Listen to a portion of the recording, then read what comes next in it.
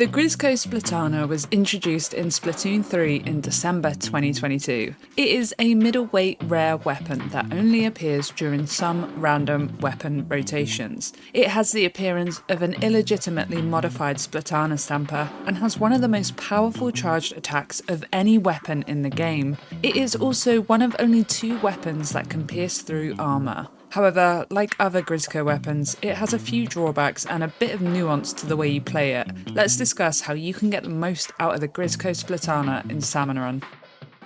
Stats. The way the Grizzco Splatana differentiates itself from the regular Splatanas is in a few different ways. The most immediately noticeable way is that it doesn't fire projectiles, meaning it only has melee damage and is very short ranged. The paint it puts out as a result basically only covers its feet, making it quite different to other weapons. This doesn't make it bad, it just takes a while to get used to. You can only paint for yourself. Don't waste time trying to do something that the weapon can't do. It has 2 methods of attacking. First, it has its tap slashes or uncharged horizontal slashes. These do 200 damage to everything in its hitbox, which is quite wide, giving you some nice AoE damage on multiple enemies. They have an ink consumption rate of 3%, giving you over 30 of them on a full ink tank. The time between consecutive slashes is 30 frames, and after firing, there is a 60-second cooldown before the ink tank starts refilling. The second method is its charged slashes, or charged vertical slashes. These do 1200 damage and pierce through everything in the game, armoured bosses included. They have an ink consumption rate of 15%, giving you around 6 of them on a full ink tank. The downside to these charged slashes is that it takes 78 frames to fully charge, and it has quite punishing end lag. There is a 135 frame cooldown before the ink tank starts refilling.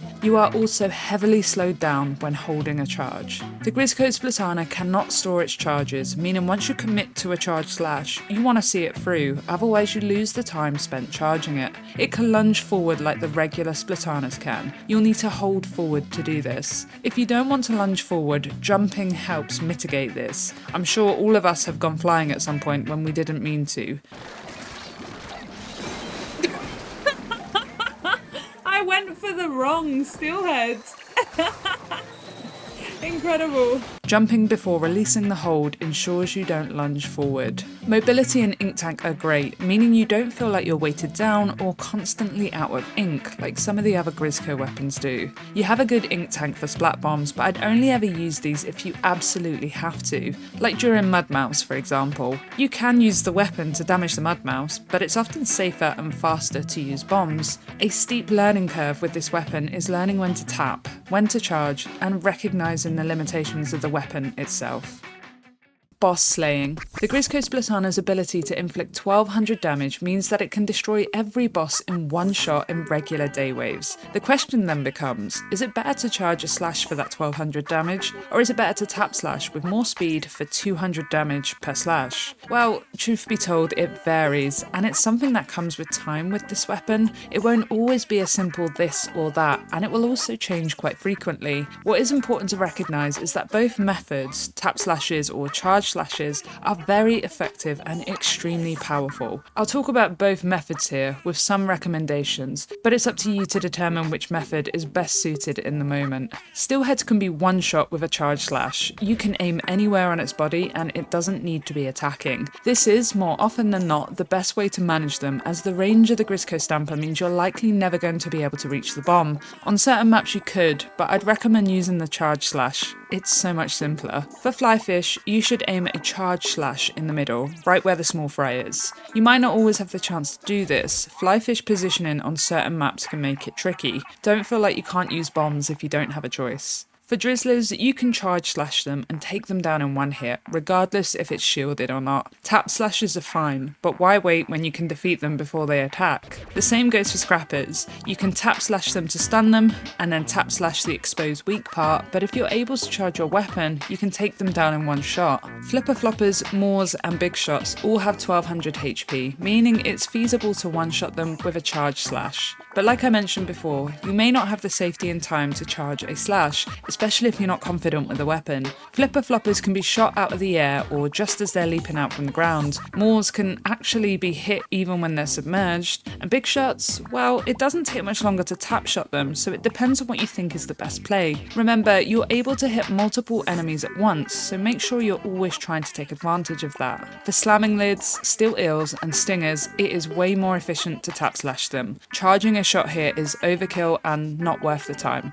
Realistically, I think the only boss that may present problems are fish sticks. This is because unless somebody else paints it for you, you're gonna have a hard time painting the stick to reach the top. However, once you're at the top, it's relatively quick to defeat them. Ideally, your teammates will take care of these. However, if there are 3 of them alive surrounding you at the basket area, you may have no choice but to use a special if you're able to, or to try and climb them yourself. It's not ideal, but sometimes in freelance you have to do a bit of everything to pass. Night waves with the Grizzco Splatana truly showcase what a powerful weapon it is. For all night waves except grillers, you'll want to use tap slashes. They're fast, powerful, ink efficient, and allow you to move around the map quicker. You may struggle if you face Mothership. You barely reach it when it's on top of the basket. You're depending on your teammates here, but if all else fails, consider using specials. Tornado and Rush are the 2 best examples of tap slashes working extremely well. Tornado allows you to mow down lessers without issue, and for Rush, you can take aggressive positions to help filter chum and damage goldies. You want to be in the front, helping reduce the amount heading for the targeted player.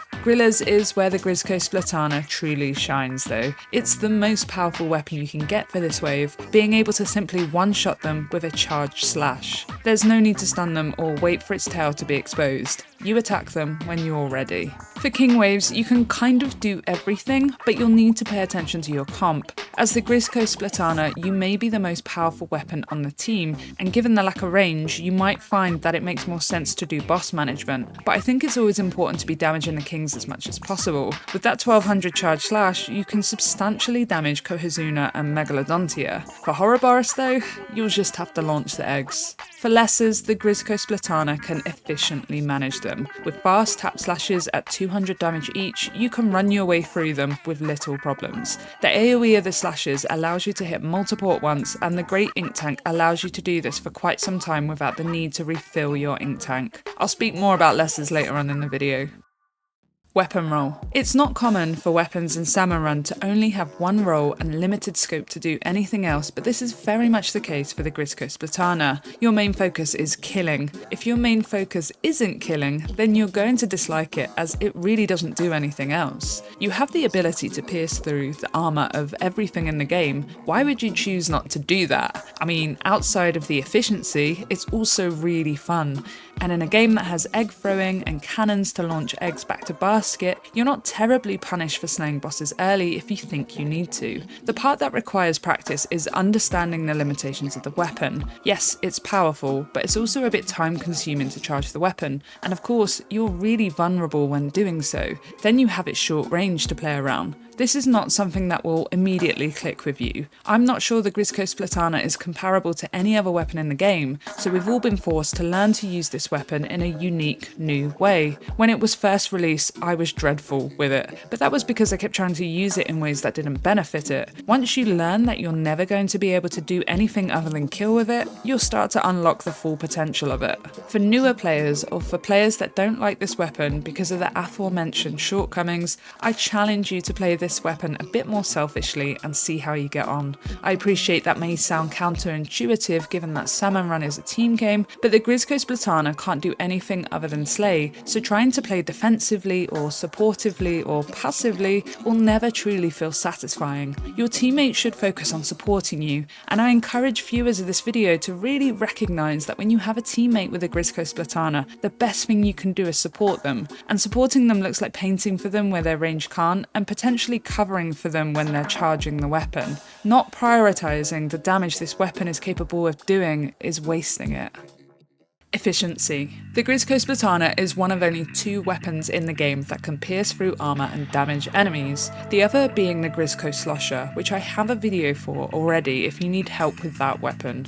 The ability to pierce armour means you can ignore boss cycles, which is one of the most powerful advantages you'll ever have in this game. Ignoring boss cycles allows you to play outside of the regular limitations of the game. Bosses that make you wait for their attack cycles before they are vulnerable can cause multiple problems in a mode centered around time. I have 2 separate videos discussing this in more depth, but essentially the biggest advantage the Grizzco Splatana has over every other weapon in the game is that it is more efficient, and having more time than you normally would is only ever a good thing. You are never punished for efficiently removing bosses quicker than normal. This also applies to the management of lessers. I think it's important to note that weapons that have a Slayer role are often very good at managing lessers, for a variety of different reasons. With the Grizzco Splatana, its tap/slash damage of 200 is so powerful for managing cohorts that I'd put it on the same pedestal as things like the Dynamo and the other regular Splatanas. Its efficiency in clearing through crowds of lessers is unmatched, and I'd sincerely recommend incorporating the management of them into the overall way that you play the Grizzco Splatana. Remember, your tap slashes are fast, have a decent AoE which means you hit multiple at a time, and only take 3% of your ink tank. What other weapons allow you to mow down lessers like this? From an efficiency point of view, lessers feel like the final hurdle to overcome in late game or when you're struggling with overcrowding on maps. They're often neglected but can prove to be very annoying if not properly managed, and unlike bosses, they never stop spawning. Clearing lessers, or at the very least heavily damaging them, allows your team to work more efficiently, either with movement to far bosses or to deposit eggs with safety. So whilst I mentioned earlier that playing more selfishly with the Grizzco Splatana may make you enjoy it more, I want to ask this: are you really being selfish if you're providing safety and eggs for your teammates? I hope this video helps you appreciate the Grizzco Splatana a little bit more. Like my other videos, I don't tend to touch on overfishing so much, instead opting to help players in a more general sense. I love this weapon so much and could ramble for hours about how it's truly one of the best, most broken weapons currently available in the game. Anyway, let me know what you think. I'll catch you guys soon.